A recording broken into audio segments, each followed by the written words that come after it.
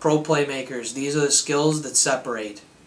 Welcome to the Pro Playmakers video blog number 12. Today's topic is role is relative, which basically means that the role that you have on your team is relative to the players of whom are on your team, not necessarily reflective of what your capacity is on other teams or what your true capacity is in terms of your own individual skill set. And it's very important as a player not to confuse your role with your identity.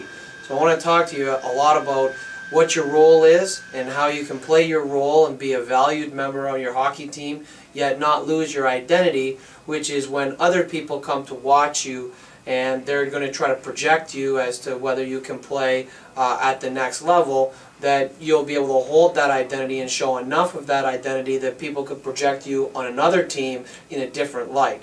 And that's really what's important, because the coach that has you puts you in a slot based on what he has available to him.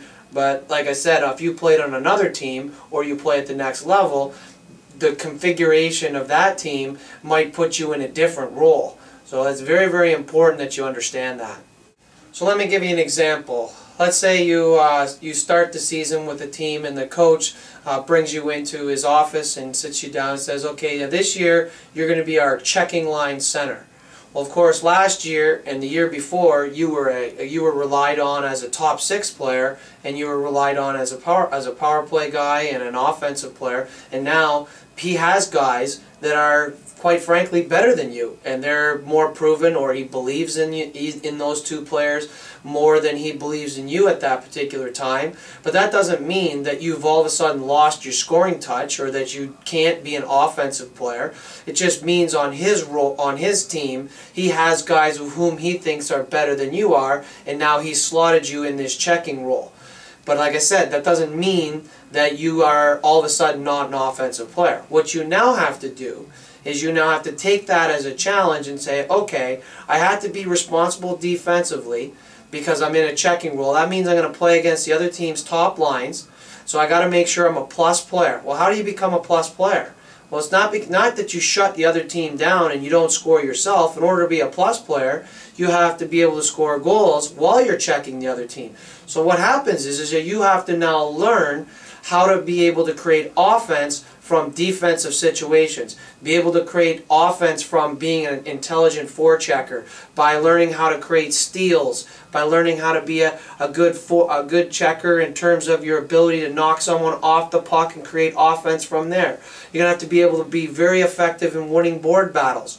Those kinds of things, or be effective on the back check so that you're creating turnovers on the back check, which would create transition opportunities for you. So there's plenty of ways to create offense even though you're in a checking role. And now if someone is watching you and maybe they've seen you for the last couple of years and they liked how you played offensively and they think you think the game really well, and now they see you in this light, your projection and your value as a player, in that scout's mind or that coach's mind, is so much higher now, because he said, wow, this guy can create offense a traditional way, but he can also play on the defensive side of the puck and still create offense. So those, like I said, it's still relative, and your role is relative because the other coach, the coach that you have, thinks that he has two guys that are better than you, but you can still be an effective offensive player and utilize those talents even though you're in a checking role.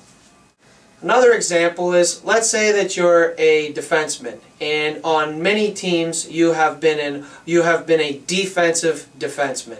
So you've been relied on as primarily a penalty killer, and the coach has praised you, and a lot of your internal thoughts have been that I'm going to be like a shutdown guy. You've always played against the other team's top lines. Your partner has always been a guy who maybe has been a run and gun guy, and you've been Mr. Safety Valve.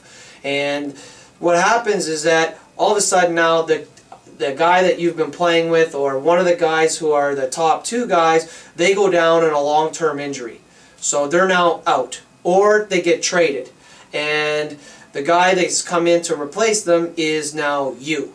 So there's no one else to take over that role as an offensive guy, so now you have to assume that role. And so it's in the moments that come thereafter, so those next few games after you've been promoted to this role as an offensive player, that you now have to start making more plays. So this is what the disconnect is with defensemen, and I think it's a very important point, and it's one of my real pet peeves. Every defenseman has to be able to make plays. If you're a defensive guy and you're just a guy that likes to check, create contact, take care of your front of your net, push people towards the outside, be a good gap guy, and you're satisfied with that, you're going to have a big problem, because there's going to be a moment at some point in your hockey where you're going to be relied on, or you're going to be asked to assume more of an offensive role where you're going to have to start making plays. And so it's important that regardless of what role you're in, that you are able to make plays, that you're able to separate someone from the puck and be able to make outlet passes, that you're able to make stretch passes, that you can read the ice and play a little bit more offensive, that you can bring the puck up ice, perhaps beat the first forechecker with your feet and then make a play. And that doesn't even count how many plays that you have to make at the offensive blue line, where maybe you've been getting pucks here and in your role previously you're just satisfied with just pounding the puck back down. Well, now in the offensive role you're playing with better players, you're relied on now to try to create some offense. Well, now you're going to have to drag the puck across the blue line and create shots. So why not be a defensive player, which you can be because there's guys ahead of you and relied on to be power play guys, and now you can do that, but still add these other parts to your game where you're still making plays, because you never know when you're going to have that opportunity to be in an offensive role, even though you're not in that now. So even though your identity might be a defensive player, it's still important to be able to make plays.